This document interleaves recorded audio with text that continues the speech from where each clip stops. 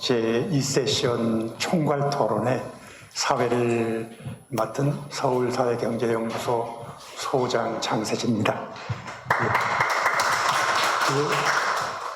이게 아주 1세션에서 벌써 정말 포괄적이고 의미 깊은 얘기가 정말 의외로 생각 이상으로 기대 이상으로 많이 나왔습니다. 그래서 이 세션의 종합 토론을 사실은 원래는 각 발표자별로 토론을 하는 것이 원래 관례였었지만 그러지 말고 주제랑 상관없이 좀 주제를 감안하면서도 좀 더 포괄적으로 이렇게 토론을 하자라고 해서 우리가 종합 토론이라고 명명을 했습니다. 그 토론하는 분들은요, 그러니까 단순히 어느 하나의 주제에 국한하지 않고 좀 더 종합적으로 포괄적으로 토론을 해드리기를 부탁드립니다. 전체 시간은 약 1시간 20분이니까 80분을 5분 토론자로 나누면 15분 정도씩이 돌아가죠. 75분, 5분 정도는 그냥 오버헤드로 하고, 그래서 한 분당 15분 정도 이내에서 종합적인 토론을 해주시기 바랍니다. 먼저 이재민 연세대 명예교수의 토론부터 좀 시작해서 듣겠습니다. 예, 다 나와서 하는 거지요? 예, 그러시죠. 뭐 그러면 이재민 교수, 곽정수 기자님, 이용우 의원님, 김홍정 원장님, 이철희 교수 전부 앞자리에 좀 이렇게 나와 주시죠. 여기 그러네요. 다 이렇게 붙어 있네요. 그렇습니다. 그러네요. 저쪽으로 앉아야 되네. 그렇군요. 나중에 PPT 할 때는 마지막에는 이렇게 모아서라도 나가서 진행하는 것을 하겠습니다.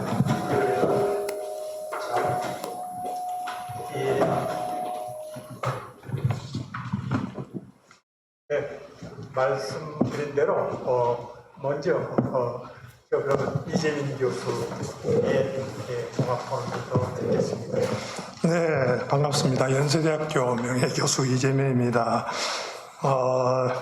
제가 이 토론을 이제 부탁을 받았는데 보니까 앞에 세션에서 각 발표 논문에 대한 그 개별 논평이 없는 것 같고요.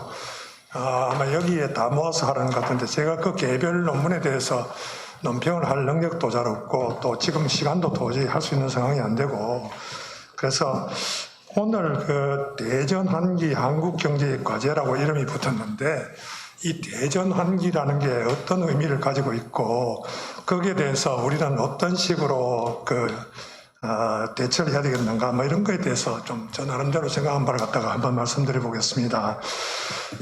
우리가 이런 식의 학술회의를 하다 보면은 맨날 대전환기예요. 지난주에는 제가 어쨌건 경제학을 공부하기 시작한 게 제법 됐는데 그때부터 계속 대전환기인데, 그런데 지금은 진짜로 좀 대전환기 같아요. 그게 적어도 한 2008년 세계금융위기 이후 지금 한 14년간 그 전 한 60년 정도의 세계경제하고 한국을 포함한 세계경제 전체가 지금 뭔가 좀 국면이 다른 것 같아요. 그러니까 분명히 그때까지 사실은 역사적으로 봤을 때 세계경제가 상당히 좋았던 시대였죠.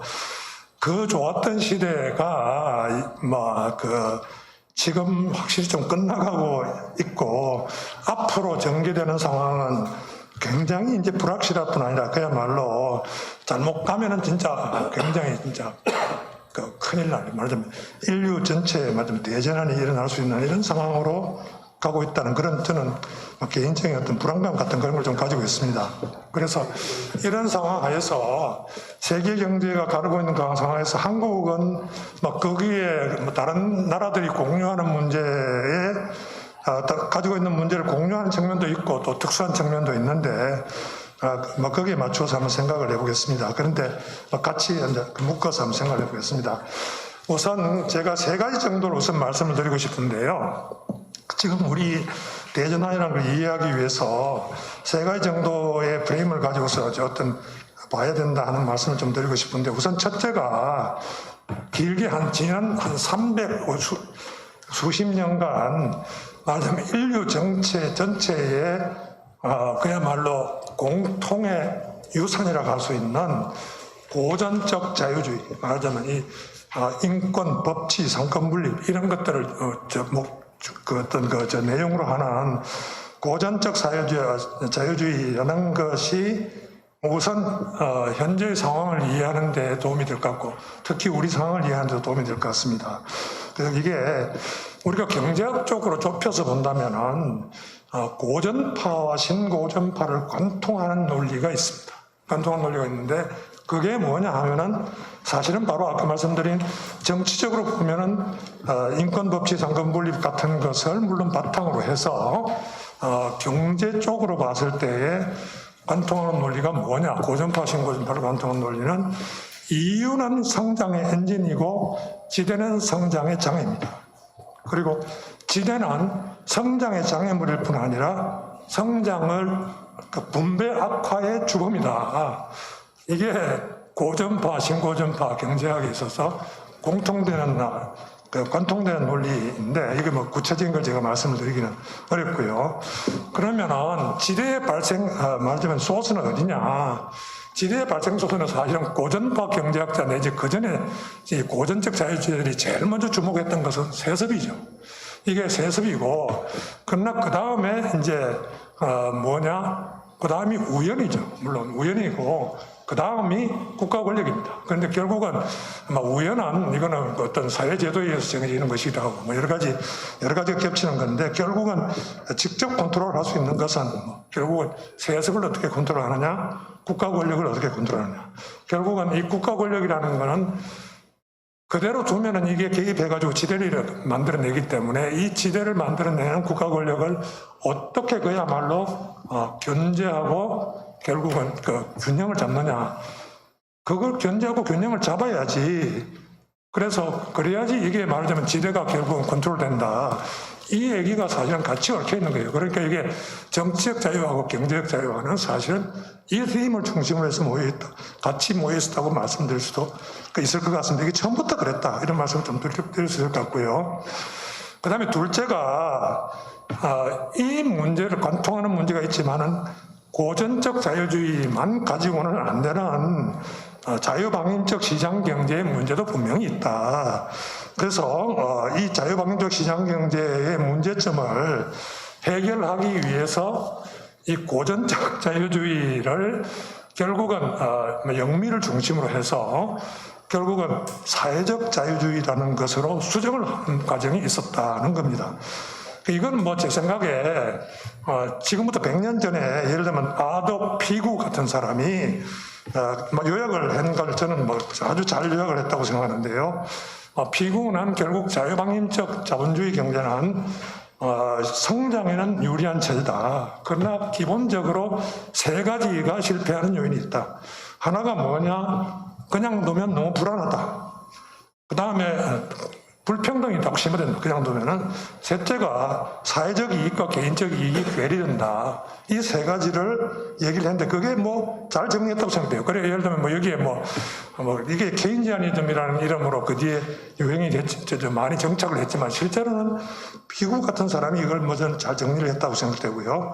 그래서 이 문제를 해결하기 위해서 결국은 20세기 전반기에 여러분 위기의 시대가 있었는데 그 위기의 시대에 대해서 제가 자세히 또 설명을 드릴 수는 없습니다만은 이 과정에서 이제 여기에 정부가 결국 보고해서 말하자면 자본주의를 수정하게 되죠. 그래서 이게 이제 이건 무슨 혼합경제, 복지국가, 이건 동양에서 쓰는 용어로 수정자본주의 이런 용어가 이제 들어오게 되고 이런 개념이 이제로 바뀌게 되고 이게 뉴딜 같은 게 이제 결정적인 계기가 되고 했고요.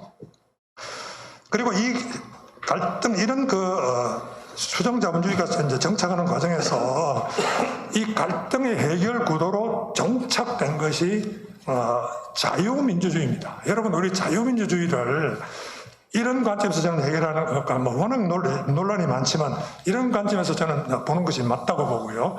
그래서 그 자유민주주의라는 게 기본적으로 이게 말하자면 그 전에 자본주의 하에서의 어떤 그 시장경제 하에서 19세기적인 갈등을 갖다가 결국은 제도 내에 흡수하는 과정에서 수정자본주의를 통해서 결국은 이 문제를 해결하는 것이 이게 자유민주주의였어요. 그러니까 말하자면 과거에 말하자면 자본주의에 도전하던 사회주의 세력 이런 것들도 결국은 자유민주주의의 관점을 들어와서 자유주의적인 가치를 같이 받아들이고 자유민주주의 틀 내에서 갈등을 해결하자. 이렇게 들어온 것이 이게 자유민주주의다 하는 것 갖다가 좀 말씀을 드리고 싶고요. 그래서 이렇게 해가지고 당시에 말하자면은 자본주의가 수정이 되면서 이것이 이제 정착이 됐는데 그것이 이제 양극단 쪽에 한쪽의 파시즘, 한쪽의 공산주의를 이제 말하자면 극복을 하면서 그러면서 이제 세계 주류로 정착이 돼가지고 소위 2차 대전 이후에 한 40년간 자본주의 황금기라는 걸 갖다가 이제 가져오게 되고 그런데 이게 한 70년대 들어오면서 일부 문제점이 노정되는 바람에 1980년대부터 우리가 흔히 아는 신자유주의라는 게 이제 들어왔습니다. 그래서 이제 고전적 자유주의가 수정자본주의로 넘어가고 그다음에 신자유주의로 넘어갔는데 1980년대 이후에 신자유주의는 아까 말씀드렸던 바로 자유방임적 자본주의 경제의 실패를 그대로 반복했어요. 그게 뭐냐 하면은 결국은 안정에 결정적인 문제를 드러내고 분배가 계속 악화되고 그다음에 사회적 이익과 개인적 이익이 괴리하고 이렇게 이제 돼서 이 문제를 그대로 노정을 했다는 것 갖다가 이제 말씀을 드리고 싶습니다. 이게 물론 또 진짜 문제는 지대 추구하고 같이 얽혀가지고 이제 이런 문제를 일으켰는데 그런 걸 제가 여기서 다 설명드리기는 어렵고요. 그 다음에 셋째가 제가 말씀드리고 싶은 것이 지난 200년간의 후발자의 문제입니다. 말하자면 앞에 두 가지는 결국 영미 선발국가의 중심으로 해서 전개됐고 후발자인데 이 후발자의 큰 문제가 우선 1차적으로 19세기 말에 나타난 소위 이게 독일의 인정투쟁, 소위 말하자면 독일 철학식으로 말해서 해결 철학식으로 얘기해가지고 인정투쟁. 여러분 아마 이 세상에서 제일 어려운 책이 해결의 정신현상학이라는 책이라고 다들 그러는데 그 핵심은 인정투쟁이죠. 독일의 후발자의 인정투쟁. 이게 20세기에 들어가 전쟁을 2번이나 일으켰고요. 그런데 지금 대체로 이 역사학자들이 평가 중에 하나가 냉전의 전후 처리가 2차 대전보다는 1차 대전을 닮았다는 겁니다. 그래서 지금 러시아의 형태는 결국은 1차 대전이 전후 처리가 잘못된 다음에 독일이 간 형태하고 매우 닮았다는 걸 갖다가 흔히 얘기를 하고요. 그래서 이 문제가 지금 남아있고요.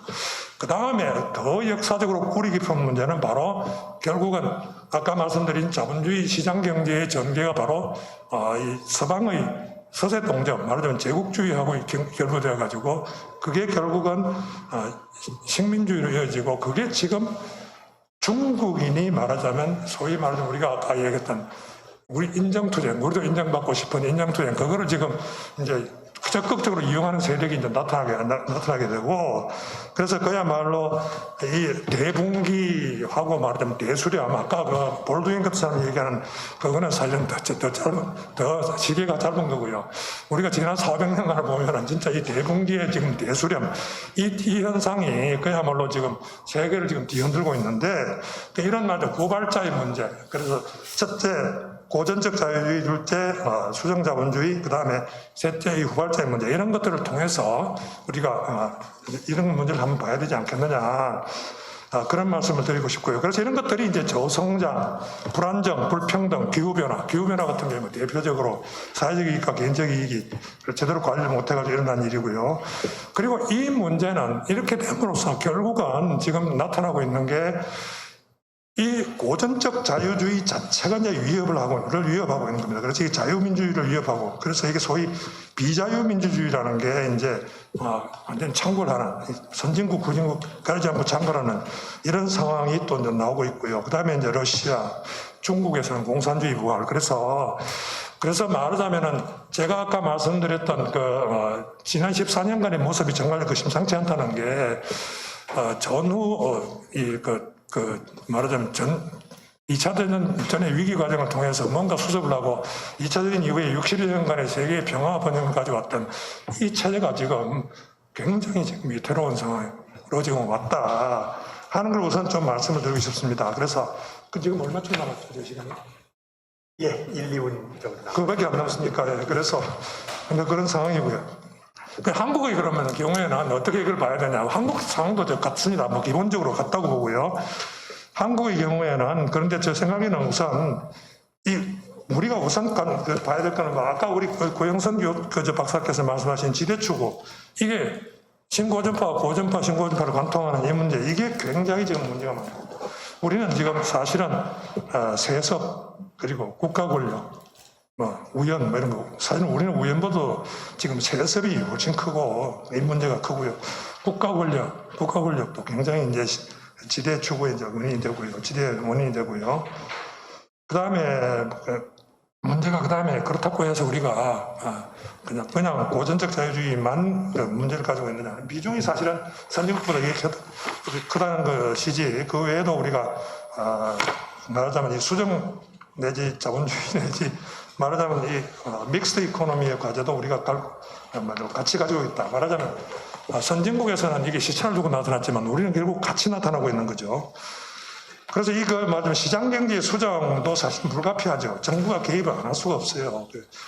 여러분 앞에 제가 이윤이 성장의 엔진이라 그랬지만 이윤 추구 행위의 어떤 공정한 과정. 그 다음에 노동교환의 특수성. 그래서 노동조합 문제가 많지만 노동교환의 특수성은 인정 안 할 수가 없고요. 그 다음에 우리가 너무 경쟁과 실력주의 이런 것들을 끌고 오다 보니까 지금 출산율이 너무 낮아졌고요. 그 외에도 오늘 나왔던 디지털, 그린 대책 이런 거 전부 정부 역할을 안 할 수가 없습니다. 이거 지금 그냥 자유방임적 방식으로는 도저히 가지고 갈 수가 없고요.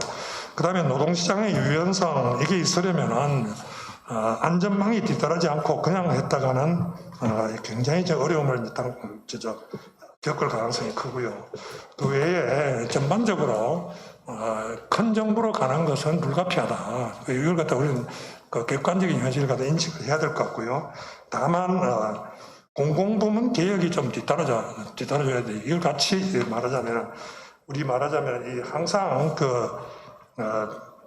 서구의 복지국가도 이 문제를 가지고 지난 50년간 고민을 해왔는데 이걸 같이 해줘야지 이게 설득력이 있다는 거고요.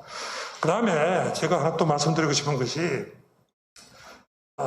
역시 이 문제를 해결하는 거는 우리가 자유민주주의가 뭔지 그거를 좀 정확하게 이해하는 것이 저는 중요하다 생각하고요.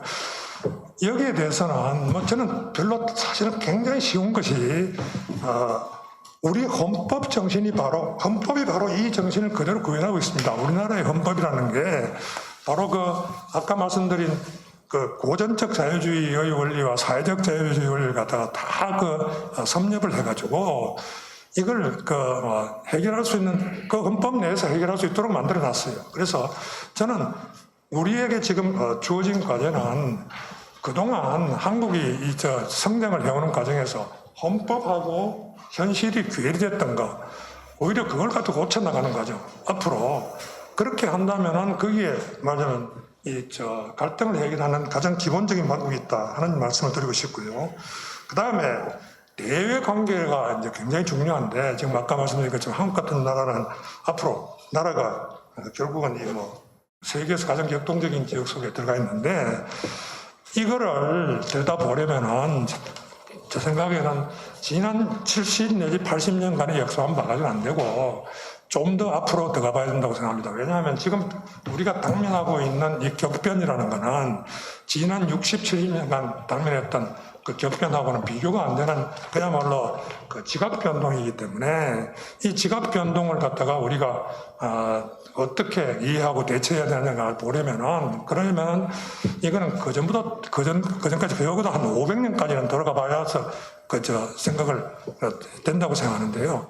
저는 이걸 우리가 5, 600년 정도까지 돌아가서 본다면은 상당히 여기에 문제가 있다. 한 번 더 반성할 여지가 저는 굉장히 있다고 생각합니다.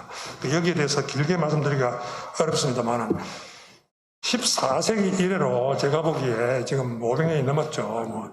14세기 이래로 세계 질서가 지각 변동을 할 때, 진짜 크게 변할 때 한국이 성공적으로 적응한 거는 조선 건국밖에 없습니다. 제가 보기에. 14세기 말에 조선을 건국했는 게 그게 성공적으로 그때 성공적으로 적응한 거고요. 17세기, 19세기, 20세기 다 못했어요. 우리가 실제 다 제대로 못했습니다. 2세기 다 못했어요. 그래서 그거 좀 길게 설명을 드릴 수가 없지만, 그래서 우리가 진짜 이 지각 변동에 적응하기 위해서 한번 스스로 생각해 보려면은 이 앞에까지 올라가 봐야 된다. 올라가 봐야 되고, 그게 우리가 상당히 말하자면 반성할 점이 많이 있다 하는 걸 좀 말씀드리고 싶습니다. 예, 감사합니다. 원래 이재민 교수님이 경제를 그냥 한국 경제에 국한하지 않고 큰 세계 경제를 보듯이 지금은 역사적으로 자유주의, 민주주의, 시장과의 관계를 아주 긴 역사적인 맥락에서 해석해 주셨습니다. 자, 두 번째 토론자로 곽정수 기자님 좀 말씀해 주시죠. 예, 한겨레 신문 곽정수입니다.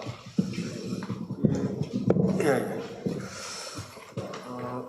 저는 오늘 원래 이제 이 기사를 쓰는 입장이었는데, 그래서 좀 토론자로 또 나오고 그러니까 좀 어색한 측면도 있는데, 어떤 배우는 입장에서 그렇게 나섰다고 이해를 좀 해주시면 좋겠습니다. 저는 순서 그냥 제 관심 분야에 대해서 한 두세 가지 좀 말씀드리고 싶은데요. 이초영탁 교수님이 이제 그림 전환에 대해서 말씀 주셨는데,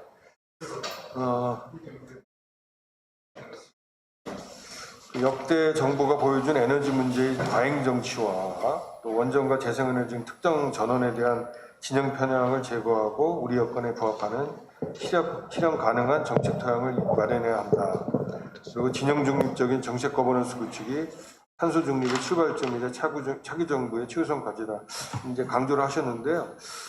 굉장히 좀 많이 와닿았습니다.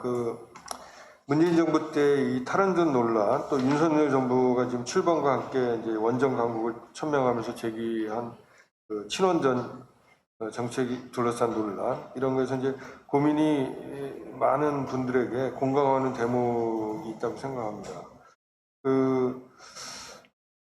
이 탈원전을 내건 문재인 정부가 비판받는 대목이 이제 나름 의미가 있겠지만, 재생에너지 확충의 어떤 현실적 제약을 간과했다는 거. 반면 윤석열 정부는 원전 의존이 명백히 한계가 있는데 또 이런 점들을 이제 간과하고 있다고 생각하는 저로서도 큰 어떤 시사점을 던져주었습니다. 여기서 이제 제가 이 대목을 얘기를 하면서 한겨레 신문 같은 경우에는 이제 탈원전에 대해서 이제 항상 일관되게 지지하는 입장을 보였는데, 제가 하나 이제 에피소드 하나 말씀드릴게요. 얼마 전에 한겨레 신문에 한 컬럼니스트가 이제 글을 썼는데, 이제 이런 얘기입니다. 좀 한겨레 신문으로서는 따끔했던 얘기인데, 한겨레 신문의 이제 정치부 기자 얘기를 하면서 이 민주당 정부가 대선에서 패배한 어떤 원인을 외부 자리에서 우리가 흔히 국민들이 얘기하는 그런 얘기들을 이제 아주 날카롭게 지적을 하더라. 이제 우리가 아는 내노란물 문제라든가 부동산 실패라든가 이런 얘기를 이제 한 거죠. 그런데 이제 그 컬럼니스트의 얘기는 민주당이나 청와대가 그런 일들을 할 때 한겨레 신문이나 한겨레 신문 기자들은 무엇을 하고 있었냐는 질문을 한 겁니다. 이제 한겨레에서는 아픈 내용이 많고, 사실 이제 저는 이 문제를 비단 언론뿐만이 아니라 민주당 정부가 잘 되기를 바랬던 온 국민이 바랬다고도 볼 수 있지만 특히 이제 어떤 진보적인 가치를 중시했던 그런 분들이 이제 그랬을 텐데 그런 시민단체나 언론 또 나아가서 학계에서도 민주당 정부나 이 문재인 청와대가 그런 지금 국민으로부터 심판받는 일들을 할 때 무엇을 얘기를 하고 했는지에 대해서 돌아봐야 된다는 생각을 이제 그 컬럼 보면서 했는데 오늘 조영탁 교수님이 이 부분이 저한테는 좀 그렇게 와닿았습니다. 와닿았고 만약에 그때 탄소 중립이나 이 탈탄소 문제에 있어서 좀 한결에도 좀 제대로 이런 문제들에 접근을 했다면 이 정책이 오락가락하는 것들에 대해서 좀 더 소모적인 부분을 막을 수 있지 않았을까 하는 생각을 좀 해봤습니다. 그리고 그 박민승 교수님이 이제 디지털 전환에 대해서 말씀을 주셨는데요. 박 교수님이 그 소비자 후생증대의 원천인 시장의 혁신 동력을 훼손하지 않으면서 디지털 전환에 따라 새롭게 등장하는 어떤 반경쟁적 행위들을 규율할 수 있도록 기존의 정책을 수정해야 된다 이런 말씀을 주셨는데 아주 적절한 말씀이시고요. 전 개인적으로 이 디지털 그 플랫폼 규제 문제가 지금 우리 사회에서도 이슈가 되고 있고 또 세계적으로도 미국하고 EU 다 마찬가지죠. 그런데 이럴 때 그 혁신의 문제하고 또 어떤 사회적 책임의 부분을 어떻게 조화를 가져가야 될 것이냐 하는 그런 문제는 지속적으로 고민해야 할 대목이라고 생각을 합니다. 이제 그런 면에서 윤석열 정부가 최근에 그 디지털 플랫폼 정책 방향에 대해서 이제 언급을 한 것을 보면 좀 우려를 낳고 있는데 그 국정과제 30번째에 보면 그 공정거래 법 집행 개선을 통한 피해 구제 강화 이제 이런 항목이 있는데요.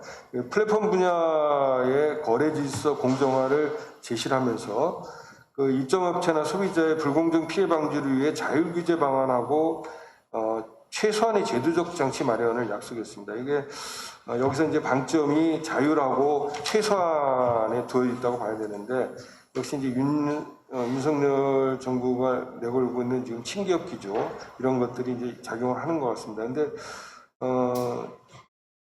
지금 미국이나 EU 중심으로 이 거대 플랫폼 사업자의 불공정 행위에 대한 사전적 규제 강화하는 글로벌 흐름과 배치될 수도 있다는 우려가 들고요.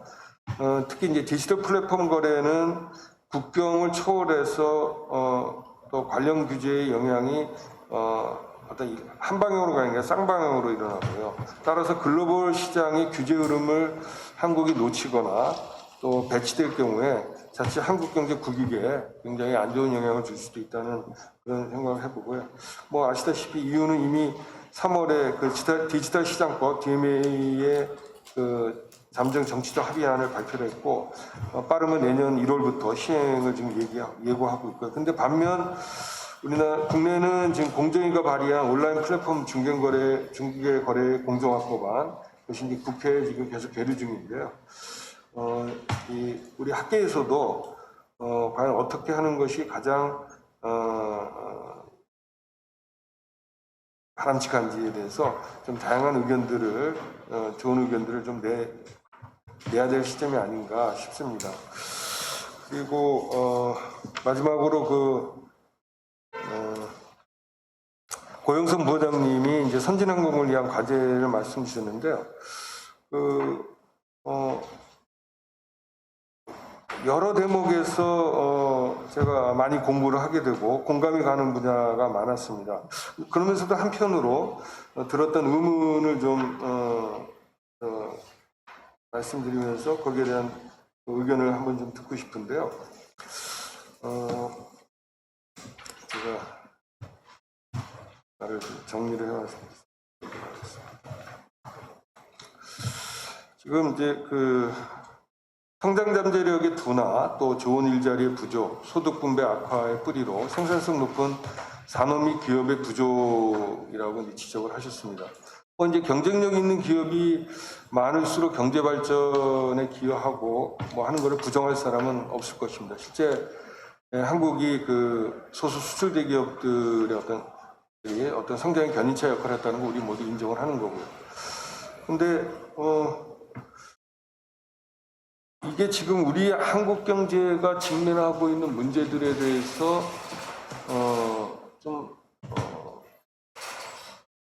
우리가 고민해왔던 그런 문제들에 대해서 조금 놓치고 있는 부분은 있는 게 아닌가 하는 좀 그런 생각도 들었습니다. 뭐냐면 성과를 어떤 만들어내는 기업이 성과를 만들어낸 좋은 기업, 경쟁력 있는 기업이 훌륭한 성과를 만들어내는 것과 함께 우리 사회가 그동안 고민해왔던 것은 그 성과를 만들어 나가는 과정이 어땠는가, 그리고 결과물을 우리 사회가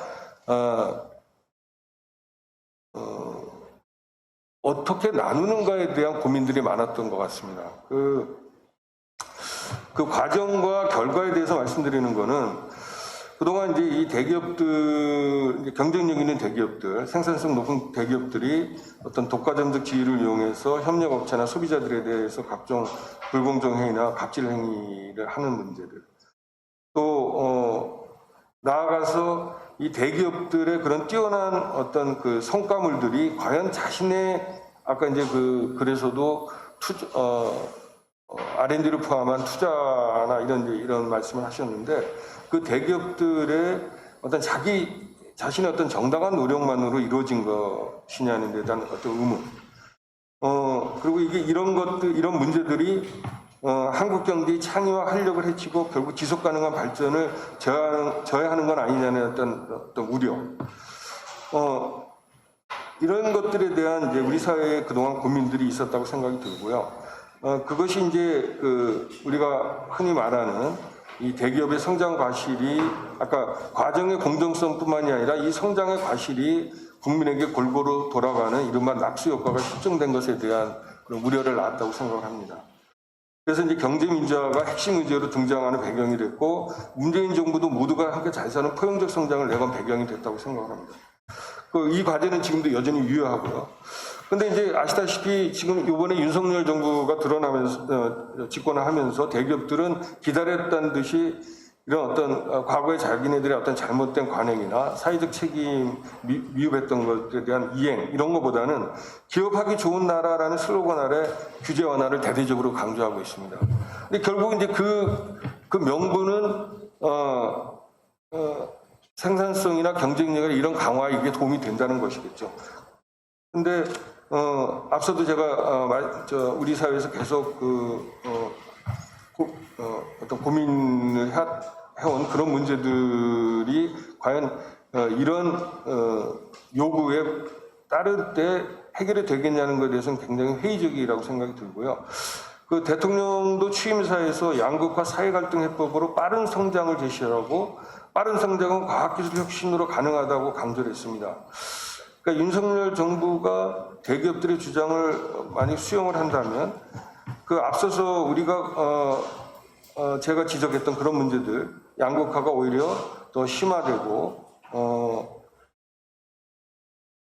지속 가능한 성장은 멀어지지 않겠냐는 걱정이 사실 듭니다. 그래서 그 성장이나 일자리 분배 문제를 에 대한 해법이 기업의 생산성 문제로만 접근했을 때 과연 그것이 적절한 해법이냐에 대한 좀 의문이 있는데 이 부분에 대한 말씀을 좀 추가적으로 듣고 싶습니다. 예, 이상입니다.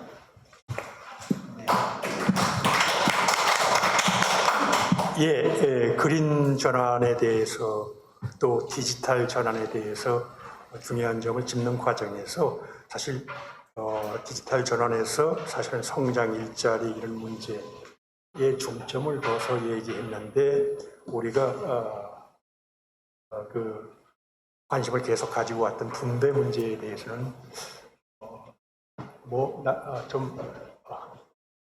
얘기가 조금 적었던 거 아니냐라는 얘기인데요. 지금 아주 얘기가 나온 김에 좀 박민수 교수 조금 답변을 간단하게 해주실 수 있을까요? 1, 2분 정도로.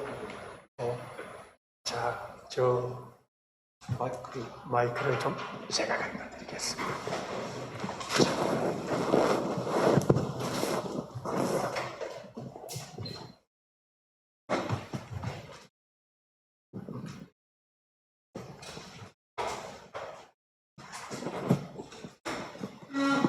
네, 박 기자님 질문하신 거에는 제가 아니라 그 고용선 박사님께서 답변을 아마 해주셔야 될 것 같고요.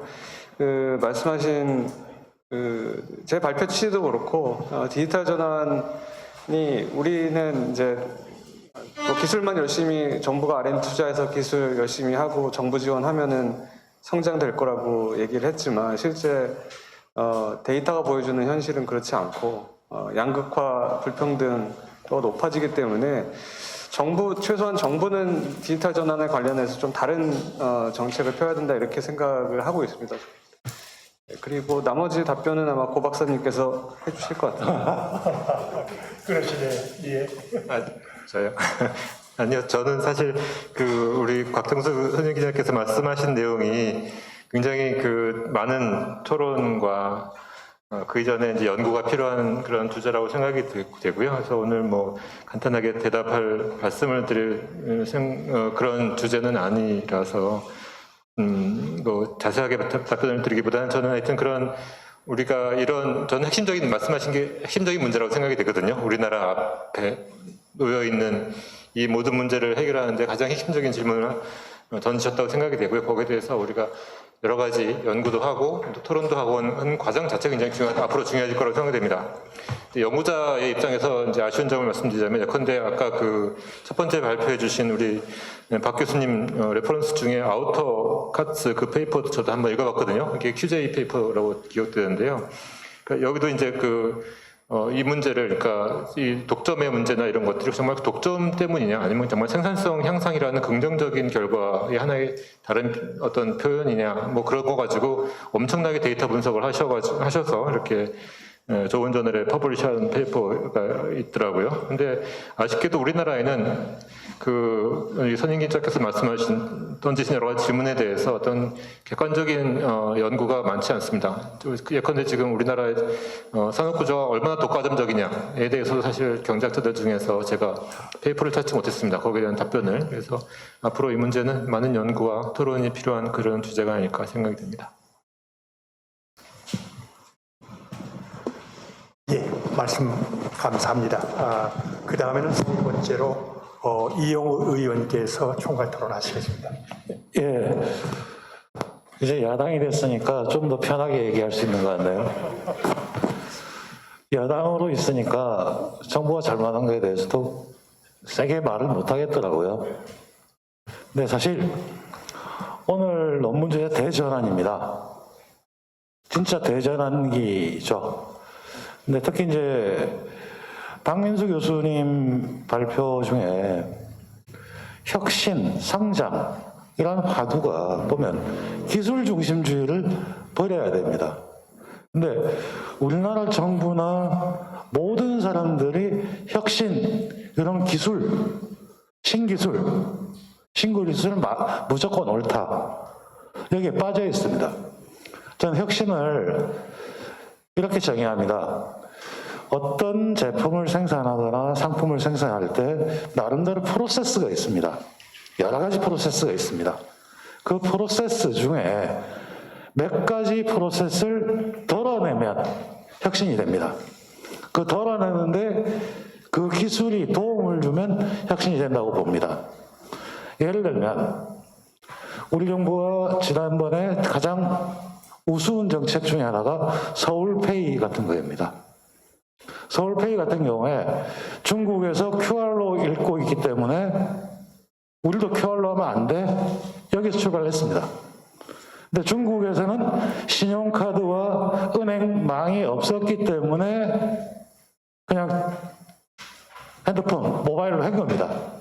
그 와중에 개인정보 보호나 자금 세탁 방지나 이런 거 한 게 없었습니다. 근데 우리나라는 워낙 그게 촘촘하게 잘 돼 있었습니다. 근데 서울페이는 앞과 끝에 신용카드망과 은행망에 QR만 설치한 겁니다. 그걸 혁신이라고 얘기를 했습니다. 내용을 전혀 제가 말씀드렸던, 그러니까 저 이제 카카오뱅크를 할 때도 벤사와 피지사가 없는 결제망을 하려고 하니까 직거래 통장 대 통장으로만 해주는 게 돼야 되더라고요. 그래야지만 중간에 벤사나 여러 가지 수수료가 나가는 걸 줄여줄 수가 있는데, 현실적으로 그렇게 하려면 전국에 있는 가게들을 다 바꿔야 되는 이런 문제들이 있었습니다.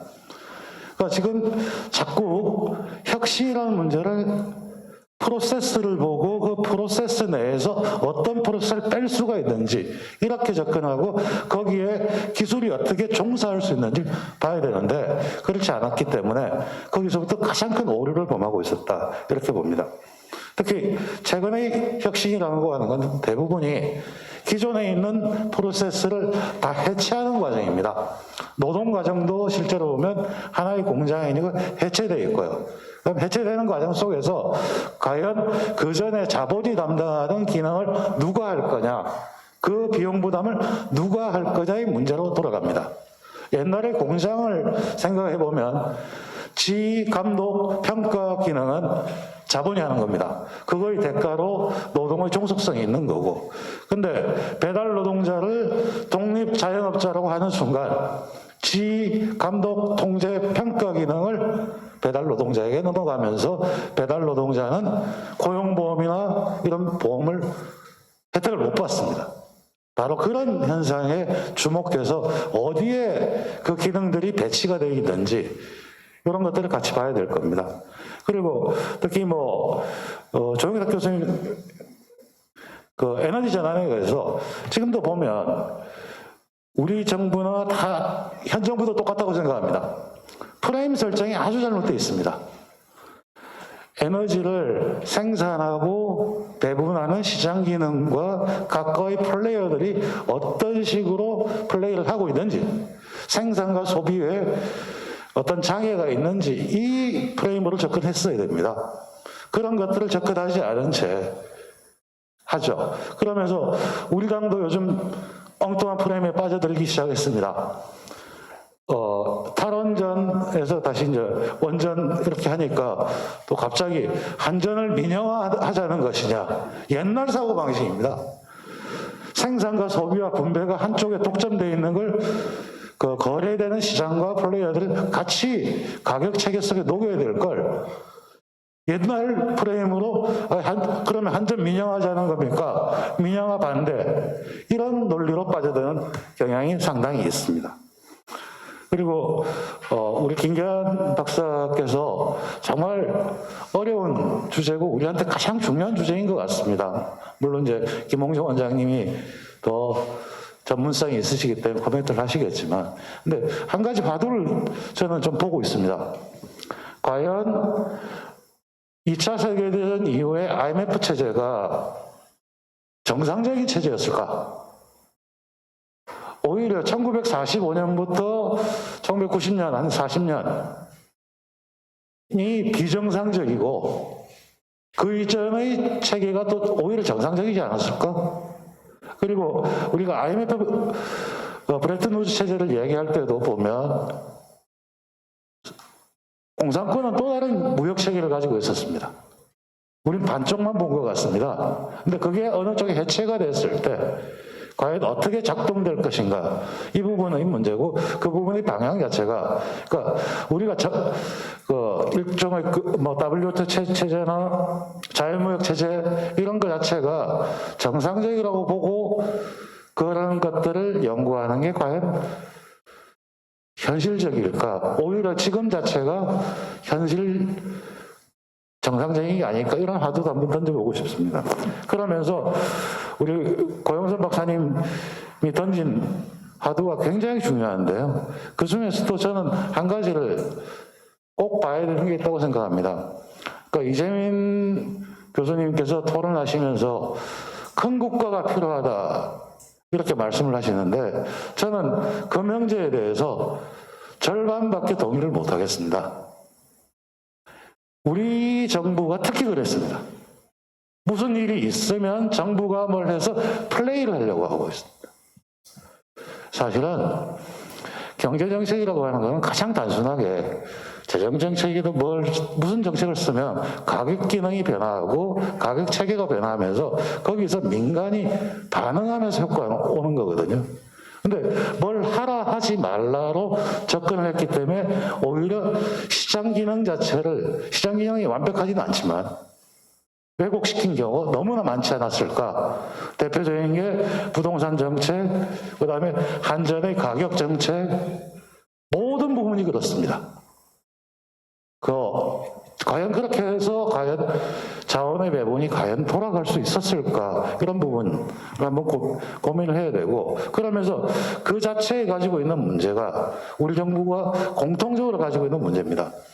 우리가 개발연대를 지내오면서 정부 주도적으로 성장을 하다 보니까 무슨 일만 있으면 정부가 가이드라인을 만들려고 합니다. 근데 시장은 시장에 있는 사람이 가장 잘 압니다.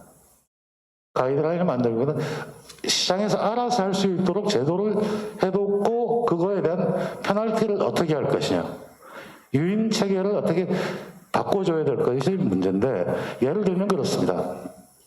디지털의 불평등의 이유 중에 하나는 정보의 집적과 비대칭성이 가장 커지면서 독점력이 심해지는 겁니다.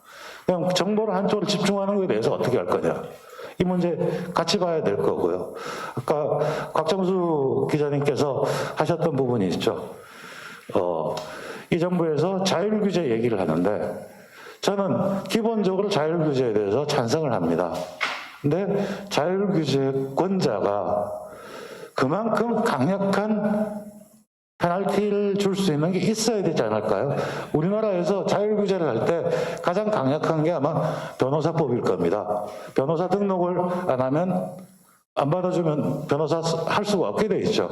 근데 과연 우리나라 어떤 협회나 이런 쪽에 자율규제권을 줬을 때 그걸 안 지켰을 때 할 수 있는 페널티가 있었을까? 이런 부분 같이 봐야 될 것 같고, 특히 디지털 같은 경우에 있어서도 유럽에서 일어나는 일도 보면 사실은 그걸로 할 수 있을까 이런 생각이 들면서 오히려 벌칙이라든지 이런 것보다도 제재 자체가, 금전적 제재가 훨씬 더 강력해서 그런 일을 하지 않도록 스스로 규제할 수 있는 그런 제도를 디자인해야 된다고 생각되집니다. 그래서 이런 문제들은 결국에는 우리 사회의 기본적인 구조개혁의 문제고요. 구조개혁의 문제는 사회적 합의를 이뤄내는 거고, 그 합의를 이뤄내는 기구가 저 같은 사람이 하는 일인데 요즘 참 안타깝게 어집니다. 합리적 대화를 할 수 없는 사회로 분열되고 있는 모습들, 이런 부분 때문에 좀 송구한데요. 그래도 그런 문제를 집중적으로 같이 제기하면서 풀어나갔으면 좋겠습니다. 특히 많은 고민을 해야 될 게 시장이 무엇을 하는 것이며 정부의 역할은 어디까지일 건가, 이 부분에 대한 고민들, 이게 아마 이재명 교수님께서 아까 400년 이상의 큰 흐름을 볼 때 어떻게 봐야 될지 하는 질문과 맞닿아 있는 것 같습니다. 이 정도로 줄이겠습니다.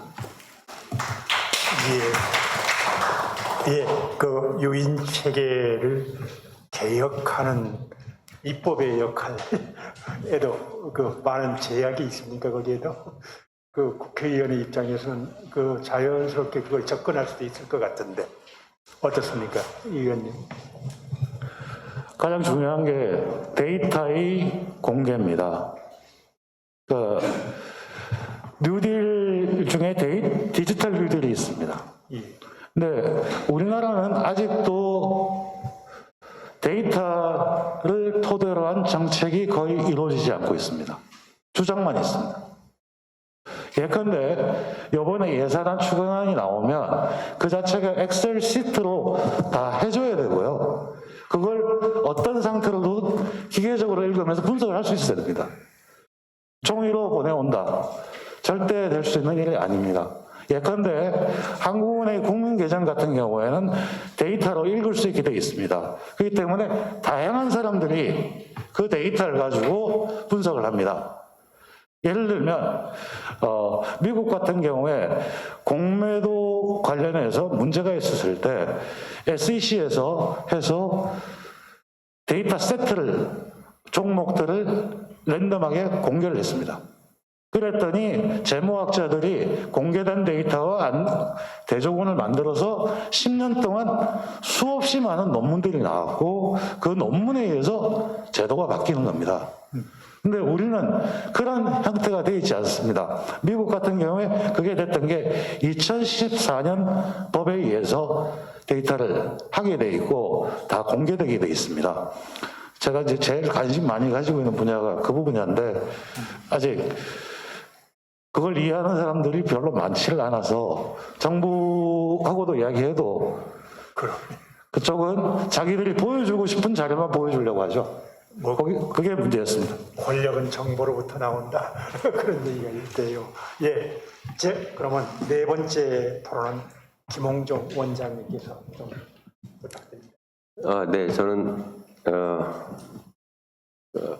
앞으로 이제 가까운 시일 내에 있을 여러 가지 이벤트나 이런 데에서 어떠한 쟁점이 있는지를 좀 이렇게 정리해서 정보 전달 차원에서 일단 말씀을 좀 드리고자 합니다. 대외 경제 관련해서 이제 보면은 5월 21일 날 미국 바이든 대통령이 한국에 와서 서밋 미팅을 하게 되는데 현재 쟁점이 되는 것이 우리가 원하고 있는 것이 뭐 한미 통화 수합 얘기가 또 있긴 한데 사실 통화 수합은 굉장히 아주 위기 시에 그렇게 하는 것이기 때문에 어젠다에서 우선순위에서 약간 좀 떨어지는 것 같습니다. 현재를 한국이 위기라고 볼 수는 없는 그런 상황이고요. 미국 입장에서는 특히 그 한국 원화에 대해서 이것을 상시적으로 협정을 맺을 만큼 그런 통화로 보고 있지 않기 때문에 기본적으로 위기라고 판단이 되지 않는다면 통화 수합이 되긴 상당히 어려운 상황이다. 그런 거고요. 그 다음에 이제 철강제 관련해서 있습니다. 우리가 이제 대미 수출하는 철강제를 다른 나라들은 EU나 일본 같은 경우는 25% 관세를 부과를 받으면서 했는데 우리는 그걸 피하고 쿼터로 그렇게 했습니다. 하드 쿼터입니다. 그러니까 쿼터를 넘으면 안 됩니다. 1년 동안에. 그렇게 해서 그때는 상대적으로 나왔는데 작년에 이제 미국이나 일본이나 EU가 그걸 TRQ로 바꿨습니다. TRQ로 바꿔서 25% 그것을 쿼터만큼은 원래 기존대로의 그 관세로 돌아가고 쿼터를 넘어서는 경우에 한해서 과거에 25% 관세를 부과하는 걸로 돼서 훨씬 플렉서블하게 그렇게 된 소프트 쿼터로 됐는데 그래서 우리는 여전히 하드 쿼터로 돼 있어서 이런 문제를 풀어야 되는데 이것이 미국 중간 선거가 앞에 있기 때문에 그 러스트벨트 지역을 앞에 두고 그렇게 풀 수가 없는 상황이다. 이게 미국의 상황입니다. 그래서 지금 현재 논의가 되고 있는 것은 뭐냐면은 우리가 지금 1년짜리로 쿼터를 하고 있습니다. 그 1년짜리 쿼터를 1년 동안에 1년을 보고 산정하고 있는 게 아니라 그 각 4개의 분기로 산정합니다. 4개의 분기로 산정해서 한 분기에 쿼터 허용 물량이 있는데 그때 수출이 좀 부진해가지고 남으면 그걸 2월을 못하게 돼 있습니다. 이제 그렇게 돼 있는데 이런 부분을 좀 부드럽게 해서 1년 단위를 전체를 보고 할 수 있게 할 수 있는 방안. 그다음 두 번째는 미국 입장에서 봤을 때 우리나라에서 오는 철강제 중에서 핵심적으로 공급망 관련해서 핵심적으로 수입을 해야 되는 그런 전략 물자가 있습니다. 그런 부분은 쿼터 대상되는 HS 코드에서 제외해 주어서 사실상 쿼터를 늘게 해주는 이러한 방식을 현재 협상 중에 있다는 말씀을 드리고요. 미국이 원하고 있는 것은 앞서 여러분께서 말씀하셨던 이제 디지털 플랫폼 기업이나 디지털 플랫폼 이코노미 관련되는 건데 결국은 쿠팡, 구글, 넷플릭스 이 세 가지입니다. 쿠팡 관련해서 뭐 간단하죠. 김범석 의장이 미국 사람이고 쿠팡은 미국 기업인데 왜 총수 지정하느냐 그 문제고요. 근데 그에 대단히 관심이 많습니다. 그 미국 정부가.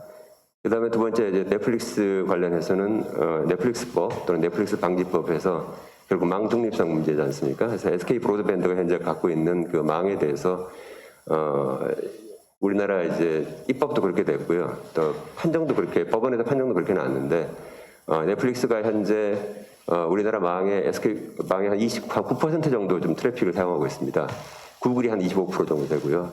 우리가 잘 아는 네이버나 다음 같은 경우는 한 3%, 2%밖에 사용하지 않고 있는데 그런 상황에서 9% 거의 10% 가까이 하고 있는 넷플릭스가 망에 대해서 망 사용료를 내라고 하는 것이 이제 한국 법원의 입장이었고 당연히 이제 한국 그 정부의 입장이고요. 근데 이에 대해서 망 사용료 낼 수 없다. 왜냐하면 망이라는 건 전 세계가 다 연결되어 있는 거고 그리고 미국에서 이미 내고 있기 때문에 이중으로 낼 수는 없는 것이고 또 망 사용료를 받는다고 해도 만약 이걸 우회할 수 있는 방법도 있기 때문에 사실상 효력이 좀 떨어집니다. 그래서 그것이 있고 또 그 트래픽과 관련해서도 데이터의 어떤 그 퀄리티를 그 질을 갖다 유지하는 문제가 있는데 그 유지하는 의무를 그 컨텐츠 프로바이더가 그대로 그거를 의무를 지는 바로 그러한 것. 그러니까 넷플릭스 법이고 앞서 망 사용료 관련된 넷플릭스 방지법이고 그래서 이 두 가지 법에 대해서 지금 현재 쟁점이 있는 상황에서 이 문제가 결국은 디지털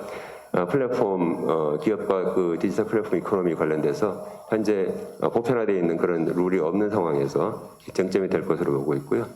그다음에 이제 구글 관련해서는 뭐 작년에도 이미 입법화됐습니다. 구글 인앤아웃에서 해서 경쟁법 관련된 이슈가 있고요. 그다음에 역시 이제 또 WTO에서 하고 있는 내국민 대우, 구글에 대해서 내국민 대우를 안 하고 있다는 거죠, 한국이. 그렇게 현재 지금 미국이 얘기하고 있습니다. 그래서 지금 미국이 경제 통상 관련해서는 바로 이제 결국 디지털 문제에 관해서 가장 지금 심각하게 생각을 하고 있다는 것이고요. 그다음 6월 중순에 6월 13일에서 15일 사이에 MC12 통상장관 회담이 제네바에서 열립니다. 이게 작년 연말에 열리려고 했는데 코로나 때문에 열리지 못했습니다. WTO 통상장관 회담인데 그때 코로나 때문에 열리지 못해가지고 다들 환호했습니다. 왜냐하면 합의할 수 있는 게 하나도 없었기 때문에 지금 6월 13일에서 15일 사이에 현재 거의 합의에 가까이 온 것이 두 가지가 있는데 첫 번째는 수산보조금을 폐지하는 문제입니다. 이건 우리나라 면세유하고 직결되어 있기 때문에 결국 수산보조금 폐지가 합의가 된다고 하면 우리는 더 이상 수산업에서 값싼 그런 기름을 어민들한테 제공할 수 없게 됩니다. 그래서 바로 이것이 굉장히 중요한 문제로 현재 돼 있고요. 또 한 가지는 이제 그 백신 관련해서 보면 이제 의약품 지재권에 대한 웨이버 면제 관련된 건데 EU가 그동안 그렇게 반대해 왔는데 인도하고 남아공이 계속 그걸 주장을 해왔고요. 그 팬데믹 초기부터 이것에 대해서 어느 정도 합의가 이루어져 가지고 이 부분에서 일정 정도 웨이버가 그러니까 지재권을 면제하는 방식이 될 수 있을 거라 보고 있고요. 그 다음에 이제 6월 말에 6월 26일에서 28일 사이에 G7이 열리는데 우리 옛날에 G7 아무도 별로 관심이 없었습니다. 자기들끼리 하는 거고 했는데 G7이 사실은 이제 굉장히 중요해진 이유가 우리나라가 뭐 초청 받느냐 안 받느냐 그 문제가 아니고 G7은 지금 현재 거의 유일하게 중국과 러시아가 없는 국제회의입니다. 정상회의입니다. 그렇기 때문에 그래서 굉장히 중요성을 갖고 있고요.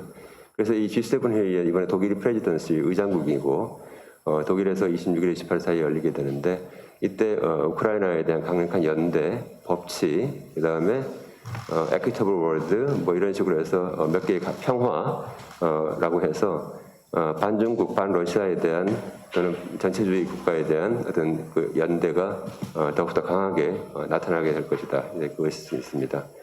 다 건너뛰고 그냥 11월 달에 있을 것만 몇 가지 말씀드리면 11월 달에 그 유엔 기후변화 협상 콥 27이 이집트에서 열립니다. 여기서 이제 중요한 것은 이번에는 그렇게 사실 중요한 건 없는데 작년에 세부 이행 규칙을 만들었기 때문에 결국 이제 기후 변화 관련된 세부 이행 규칙이 어떻게 될 것이냐 하는 점검이 2023년도부터 이제 시행이 들어갑니다. 여러분 우리나라도 2023년도부터 우리나라가 스스로 자발적으로 약속한 스케줄에 따라서 제대로 이행되고 있는지 이행 보고서를 내야 되는 상황이기 때문에 결국은 기후 변화 관련된 또 친환경 이런 부분에 대해서 상당히 압박이 계속될 것이라는 게 있고요.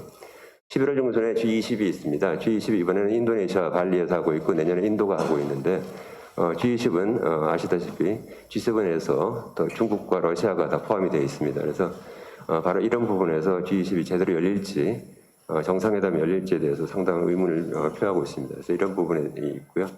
그다음에 이제 APEC이라든가 이런 것이 그 뒤에 계속 11월 달에 계속 있습니다. 그래서 결국 정상들의 미팅이 이렇게 있는데 지금 보면은 전반적으로 인플레이션이라든가 이런 공급망 문제, 공급망 재편이라든가 공급망 또 불안 문제 이런 여러 가지 문제가 있는 상황에서 대외 경제 항쟁이 대단히 좋지 않은 상황이고 우리나라만 그런 게 아니라 전 세계가 다 그렇고 스태그플레이션의 가능성이 가장 높은 선진국은 유럽이고요. 우리나라는 스태그플레이션까지는 가지 않을 것 같다. 그 다음에 환율이 불안하지만은 또 우리나라 환율에 가장 큰 타격을 받는 국가는 아닐 것 같다. 거기에 대해서는 어느 정도의 버퍼가 있을 것 같다. 뭐 이렇게 보고 있는 그런 상황입니다. 일단 여기까지 마치겠습니다. 네. 네, 저는 평소에 그 경제학에서 갈등이라는 문제를 제대로 직시하지 못하고 있는 것 같다. 협력만을 강조하다 보니까. 그런데 지금 국가 간의 관계에서 갈등이 계속 이어지고 있는 거죠. 바이든의 방안에서부터 넷플릭스법에서 G7, G20까지 뭐 기후변화건 뭐건 전부 서로 갈등하고 조정하는 시기였죠. 대경제정책 여건이 계속 바뀌겠네요. 네, 그렇습니다. 예, 마지막으로 그럼 이철희 교수님은 그냥 필요 없이 하겠습니다. 그냥. 예. 그럼 좀 부탁합니다. 예, 감사합니다. 두 가지 양해 말씀을 드리면은 PPT를 준비해 왔습니다만 뭐 좌석 배치상 그냥 발표하는 게 나을 것 같아서 그냥 하겠고요. 유인물이 있으니까 혹시 이렇게 가지고 계신 분은 참고를 해주시면 좋겠습니다. 두 번째는 뭐 종합토론이라고 하지만 여러 주제 중에서 제가 그나마 좀 아는 것이 인구 문제밖에 없기 때문에 이태석 박사님 발표만을 중심으로 해서 토론 말씀을 드리겠습니다.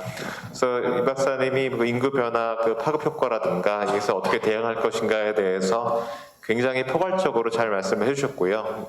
굉장히 다차원적으로 발표를 해주셨습니다. 그래서 뭐 이거를 제가 다 말씀드릴 능력은 안 되고 이 중에 몇 가지 사안에 대해서 작년 말에 새로 통계청에서 장래 인구 추계를 냈고요. 그래서 그 데이터하고 다른 노동 데이터를 좀 결합을 해서 이제 몇 가지 수정을 한 결과가 있습니다. 그래서 그거를 기초로 해서 여러 대응 정책을 할 때 특히 몇 가지 앞으로 가까운 장래에 좀 해야 될 것으로 생각되는 것들이 있는데 언제 하고 어떻게 하고 뭐 그런 것에 대해서 좀 시사점을 좀 찾아보도록 그렇게 하겠습니다. 그래서 우선은 노동 관련된 이슈인데요. 이태석 박사님도 말씀하셨지만 인구 변화 때문에 앞으로 이제 노동 인력이 부족해지는 문제가 발생할 것이다라는 것이 굉장히 주요 이슈이고요. 새로 나온 추계를 보게 되면은 아닌 게 아니라 생산 연령 인구가 줄어드는 추이가 더 빨라집니다. 특히 앞으로 5년 동안에 전에 생각했던 것보다 훨씬 더 많이 줄어들기 때문에 이게 이제 뭐 기재부라든가 아니면 그런 여러 부처에서 빨리 대비를 좀 해야 되겠다. 그 때문에 정년 연장도 해야 되겠다라는 그런 기초가 되고 있는 것 같습니다. 근데 이제 생산 연령 인구 자체가 노동 인구의 크기를 직접 보여주는 것은 아니고요. 사실 뭐 경활 인구를 보여주는 것이 낫겠고, 근데 하지만 이제 미래 경활률이 어떻게 될지 모르는 문제가 있습니다. 그래서 2020년이 이제 기준 연도이기 때문에 그 시기에 성별, 연령별, 학력별 인구를 따로 한번 추정을 했고요. 그다음에 성별, 연령별, 학력별 경제활동 참가율을 가지고 이것이 유지될 경우에 앞으로 경활 인구가 어떻게 될지를 이제 추정을 했습니다. 그래서 봤더니 이제 한 3가지 정도 결과가 나오는데요. 좀 이따 이제 보여드리겠습니다만 생산 연령 인구보다는 경활 인구가 훨씬 느리게 떨어진다라는 것이 있고요. 그다음에 그림에 있습니다만 한편으로는 경활 인구의 고령화가 진행이 되고, 그러니까 고령화가 진행이 되면은 다른 조건이 같다면은 생산성이 낮아질 가능성이 있겠죠. 근데 이제 그 다음 페이지에 이제 보시게 되면은 학력별 경제활동 인구를 보게 되면은 다른 한편으로는 경활 인구의 고학력화가 진행이 됩니다. 그건 우리나라가 이제 빨리 발전을 하면서 뒤에 태어난 사람들이 교육을 더 많이 받았기 때문에 그렇고요. 교육 수준뿐만이 아니라 예를 들어 한국전쟁 이후에 태어난 세대들은 그 이전에 비해서 건강 상태도 많이 개선이 되고 여러 가지 뭐 인지 능력이라든가 그런 것들도 훨씬 더 낮았기 때문에, 그러니까 우리가 나이든 사람 다 똑같은 나이든 사람이라고 볼 수는 없고 미래 고령층으로 되는 사람들은 과거의 고령층에 비해서 훨씬 더 생산적이고 건강할 가능성이 높다라는 그런 것을 들 수 있겠습니다.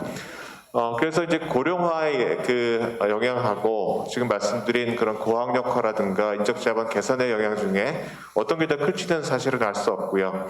그래서 그거를 좀 살펴보기 위해서 그 성별, 연령별, 학력별, 시간당 임금을 말하자면 가정치료에서 생산성을 조정한 그런 노동 투입을 이제 계산을 해봤습니다.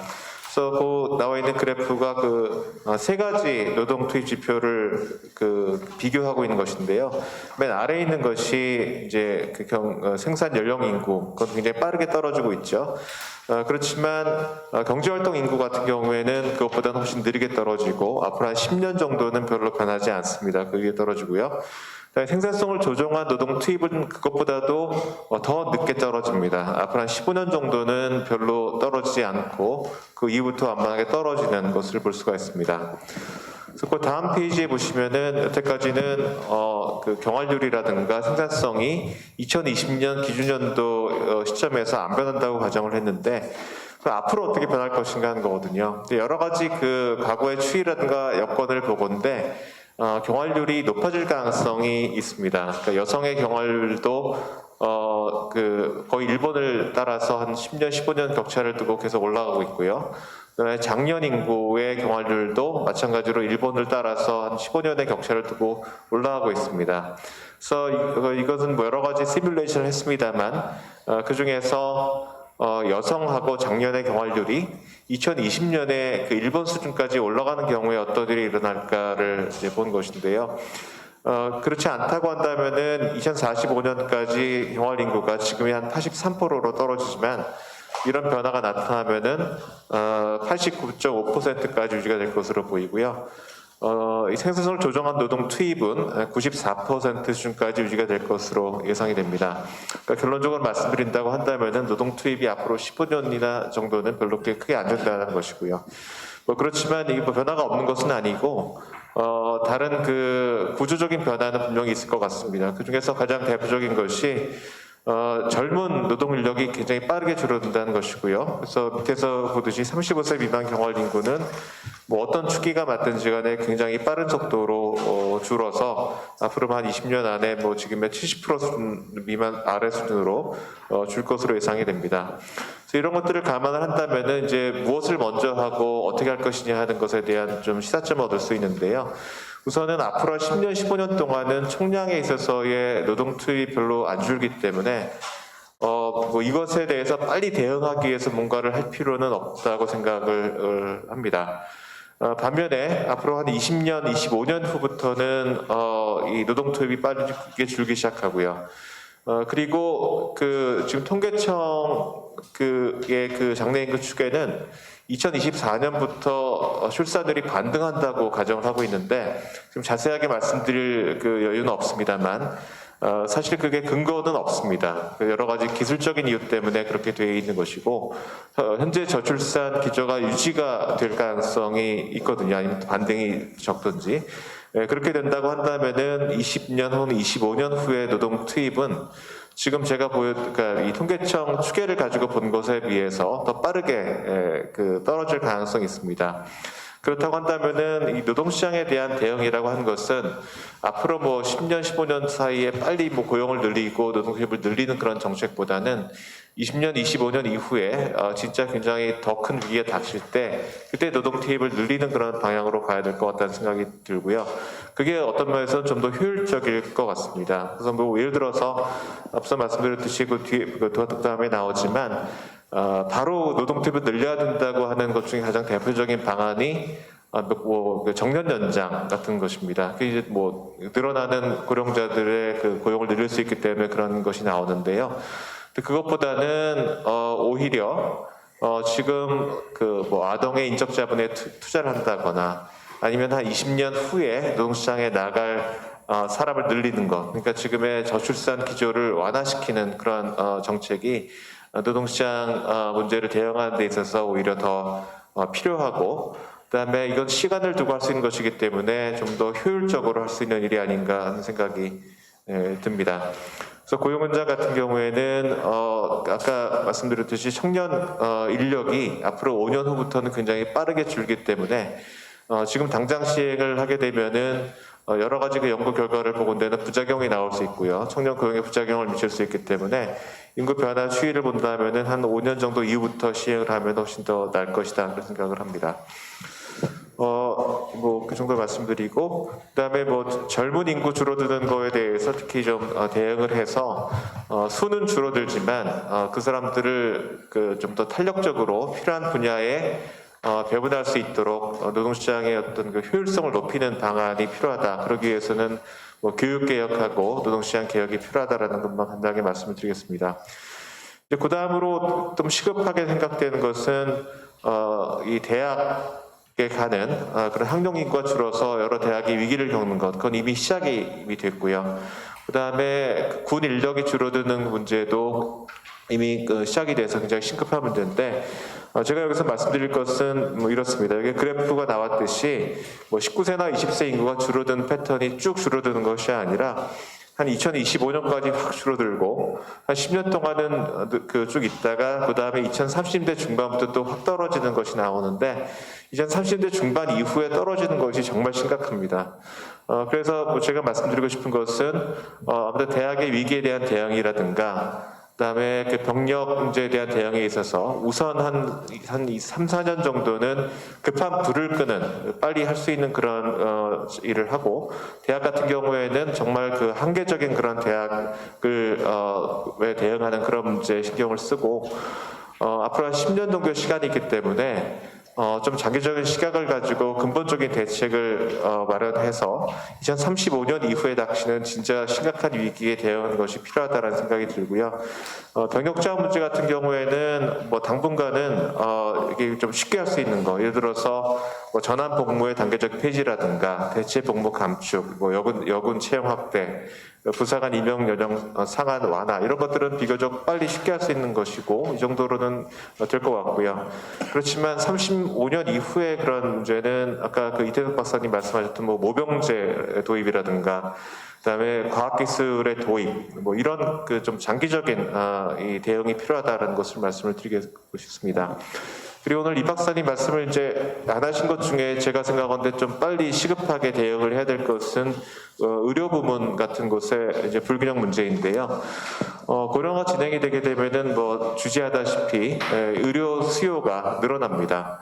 그래서 그 제가 전에 뭐 여기 KDI 변정현 박사님 등과 함께 한 연구를 보게 되면은 이러한 변화 때문에 그 의사 수에 대한 수요가 많이 늘고요. 그래서 2020년대 말이 되게 되면은 의사 수가 부족해질 것으로 전망이 됩니다. 그러니까 의사가 지금하고 똑같은 정도의 일을 한다고 한다면은 이 의료 수요를 커버하기 위한 의사 수가 2020년대 후부터는 더 늘어난다는 것이죠.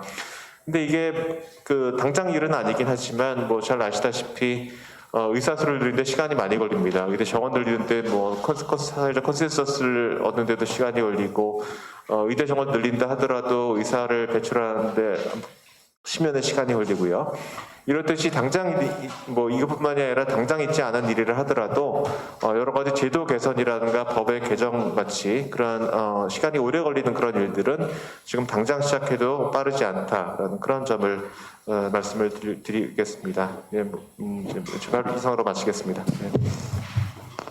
예, 감사합니다. 예, 그러니까 재미있네요. 인구의 고학력화, 건강화라고 할까요? 그걸 감안하면 노동 투입이 감소하는 것은 좀 더 늦게, 그렇지만 더 급하게 나타날 가능성이 있다. 그리고 의료 부문의 초과 수요가 예상돼서 대비할 필요가 있다. 예, 그런 얘기였습니다. 고맙습니다. 자, 청중에서 질문이 나올 수 있을 것 같습니다. 특히 그 발표자에 대한 어떤 질문이 있을 수도 있습니다. 질문 있으면 지금 해주셨습니다.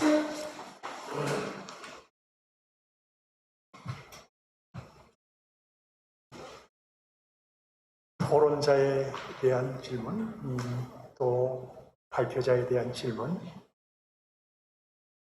예, 없으면 이것으로 모두 마치도록 하겠습니다.